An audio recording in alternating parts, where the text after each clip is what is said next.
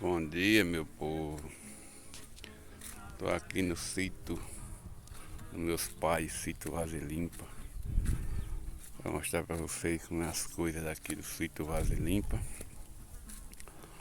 Aqui na Paraíba, município de Monteiro. E é gostoso se morar, dá uma chuvada, um mata verde.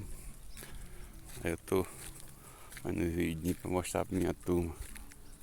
Quem assiste meu canal, que veja meu canal aí, coloca um likezinho, o comentáriozinho aí. É bom, bonito, natureza, mato, tudo verde. Pra você sentir outro. Ar livre, vento natural. É bom demais.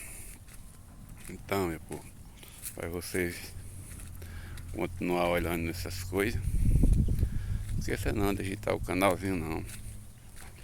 Até agora não ganhei nada, não tô ganhando nada e nem não tô fazendo essas coisas para ganhar nada, porque eu gosto para mostrar as coisas boas pro povo, as coisas natural, original, que é o mato, o alívio, é coisas prometidas por Deus,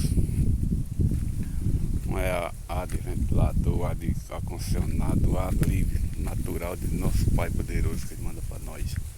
Então, meu povo, não deixe não de assistir o canal não, para ele bombar por aí, explodir, tá bom? Um cheiro, que Deus proteja todos que me assistir, quem não assistir também. Coloca o dedo aí, digita, faz o comentário e veja as coisas bonitas, como é as coisas de Deus. Mato verde, área verde, vento gostoso, natural e tudo de bom. Valeu, um abraço para todos, que Deus proteja todos e a mim também. Valeu, é nóis, tchau.